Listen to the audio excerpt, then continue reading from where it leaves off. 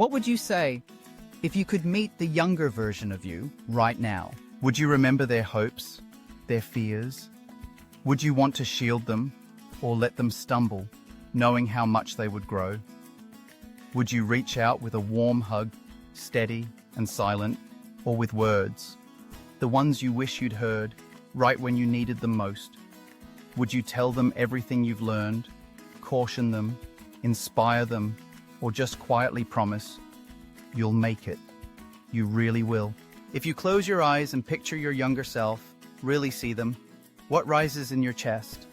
Longing, regret, maybe tenderness, maybe even relief. Because now you know. Every hardship, every heartbreak, every dark and uncertain night was not the end, but a turning, a threshold, a step forward, even when it felt like falling. This is the letter I never got to send, the message that never arrived but always would have mattered most. If I could slip through time, find that younger me, sit softly beside them and look them in the eyes, here is what I would say. First, don't run from pain, walk through it. I know how instinctively you want to turn away, how easy it is to distract, to joke, to keep busy. When sadness stirs inside, you reach for something loud, something bright, something that makes time speed up. But listen, pain is not punishment. It is not proof you are flawed or undeserving. Pain is a process, one we all move through again and again. If I could go back, I'd look my younger self in the face, gently, and say, don't rush out of sadness. I know it hurts. I know you want it to stop, to just feel okay again, to be light and easy and untouched. But if you run, you only meet that hurt further on, in stranger ways. Don't numb it. Don't silence it with noise or food or endless scrolling or impossible standards.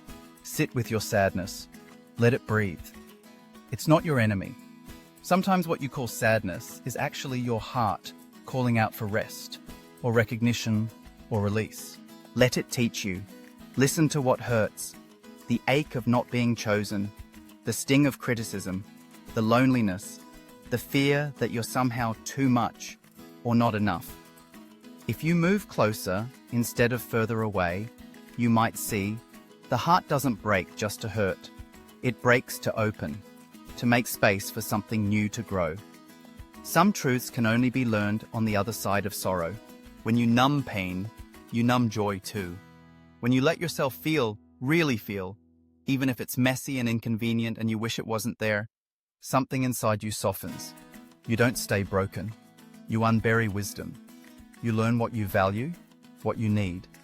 You recognize your strength by surviving, not by avoiding what hurts. You don't have to be brave all the time. You don't have to be fearless. You just have to keep stepping, one slow and careful foot at a time, through the storm. You'll find dry ground again, I promise. Sometimes when you're lost in the thick of it, all you can do is keep walking forward, crying, stumbling, uncertain, and trust that there's sunlight ahead, even if you can't feel its warmth on your face yet. Now listen to this too. Nobody really has it all together. If I could go back, I'd tell my younger self this, over and over until it sticks. You don't have to have it all figured out, not now, not ever. The people you look up to, who seem so certain, so put together, so effortless and sure, almost all of them are guessing, just like you. Everyone is scared. They just hide it better. You're not behind because your life looks different from theirs. You're not behind because your roadmap is blurry, because you've lost your way or paused to rest or circled over the same ground, searching. Confusion is not a character flaw. It's proof that you care, that you're still searching, still hungry for truth, still alive, still growing. The world puts pressure on you to perform, to present a polished surface, but underneath, nobody's story is as seamless as it seems. When you meet someone who seems sure of themselves, know that there are nights when they, too, lie awake and question everything. There are mornings when they look in the mirror and feel like they're faking it, just treading water. The more you reach out, the more you share real moments and real worries, the more you realize you are not alone. Every path is crooked. Every journey is a mosaic of mistakes, detours, setbacks, wins, each one as necessary as the next. Don't be ashamed to be a beginner. Don't apologize for not knowing the answers, for asking questions that don't have tidy resolutions. This is how life is made.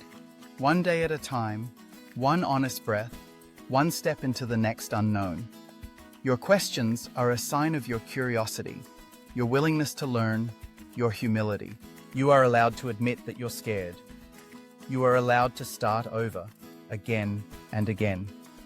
Your strength isn't measured by having it all together.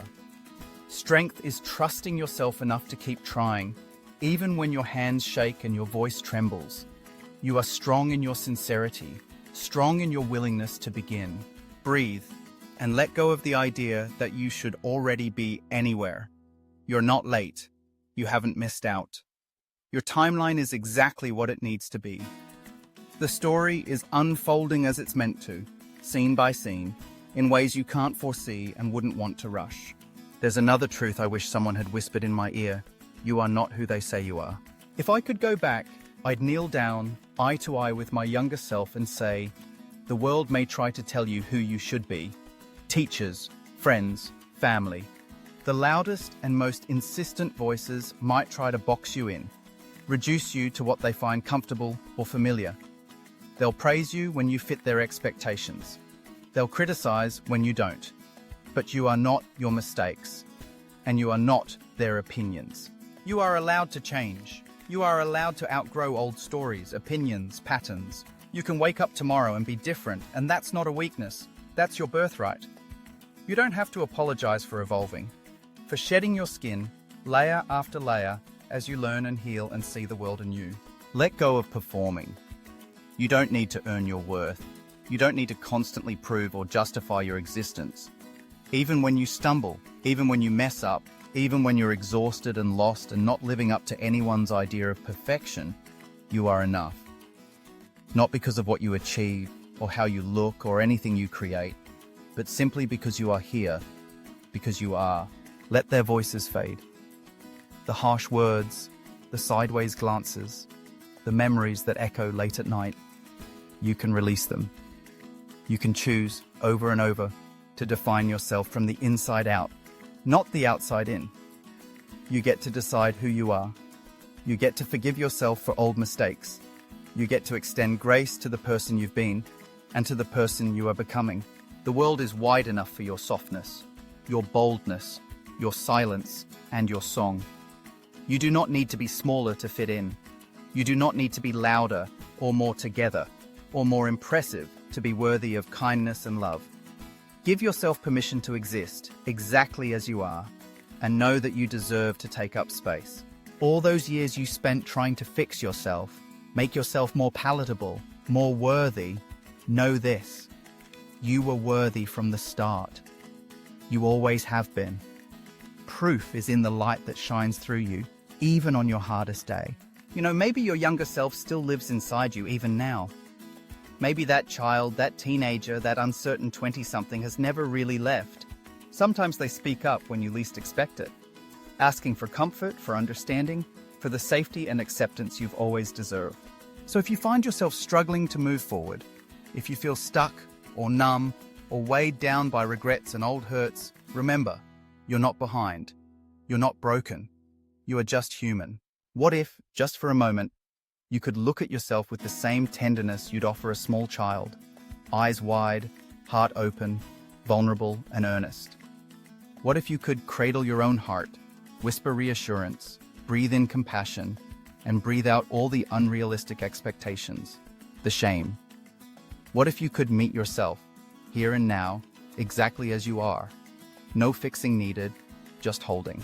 Maybe what you needed back then is what you need now, a word of comfort. A promise that you can start again, even if you've started 100 times before. A gentle reminder that nothing you do from this day forward will ever erase your worth. So if no one ever told you before, let me be the first. I'm proud of you, for how far you've come, for all you've survived, for the ways you've learned to mend, to heal, to keep going when it felt impossible. I'm proud of your resilience, even when it's invisible to the world. I'm proud that you're here, right now, still seeking, still breathing, still trying to do your best with what you have. This message, this letter, isn't just for who you were. It's for who you are right now and for who you're becoming. And if this touched something in you, if you felt seen or soothed or heard, don't let it end here. Let it ripple out. Share it with someone else who might need this message. Someone younger or someone hurting.